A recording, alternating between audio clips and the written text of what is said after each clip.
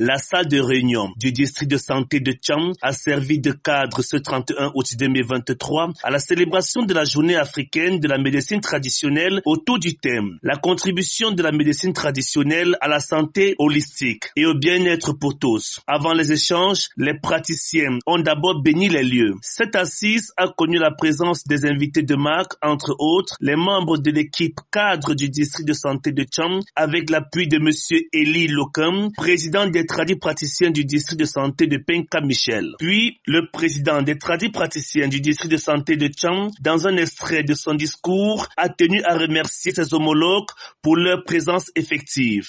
Mes chers homologues, nous avons pris le train en marche.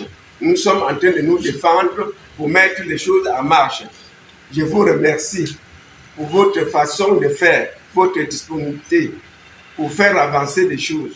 Je sais que avec moi, vous saurez compter sur moi. Je suis disponible pour que ça marche dans les districts santé de Tcham. La thématique retenue pour cette 21e édition a été brillamment exposée par le docteur Takodjo. Pendant plus de 30 minutes de présentation et d'échange, les participants à ces travaux ont pu échanger de vive voix avec l'expert en santé publique. S'il arrive qu'un praticien souhaite construire un centre de santé traditionnel, quelles sont les conditions à remplir? Il faut d'abord être déjà ce praticien reconnu par l'État camerounais.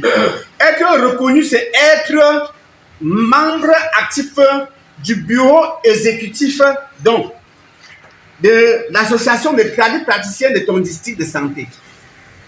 Et après ça, maintenant, vous vous rapprochez des services de district de santé, de nos services, pour des modalités de création et d'ouverture d'un centre de santé. Et on va vous guider.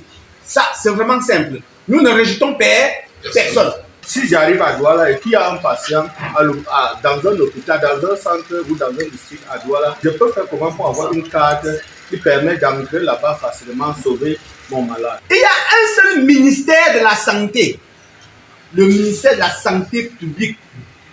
Et nous tous ici, on agit au nom du ministère de la santé publique.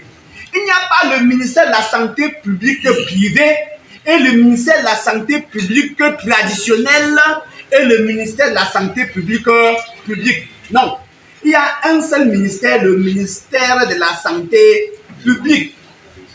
Donc maintenant, au sein du ministère de la santé publique, l'organigramme a été établi.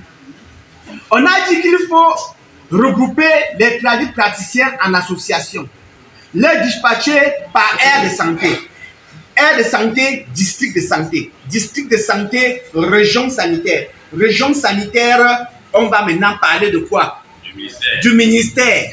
Dès lors que vous appartenez au district de santé de Tcham et que vous avez une carte professionnelle signée en bonne et due forme par le chef de district de santé de Tcham, vous pouvez bien exercer dans le district de santé un district de santé du littoral. Les tradis praticiens doivent impérativement se conformer pour mieux exercer leur métier et bénéficier aussi du soutien du gouvernement. Après cette grande communion et de partage autour du savoir, quelques participants ont présenté les fruits de leur recherche. Le président des tradis praticiens du district de santé de Tcham en a profité pour présenter aux yeux de tous la carte de membre. Quand un tradit praticien se présente dans un centre de santé pour intervenir, vous devez d'abord prendre la précaution de voir s'il est reconnu, s'il y a la carte signée du main du chef de district de santé avec sa photo.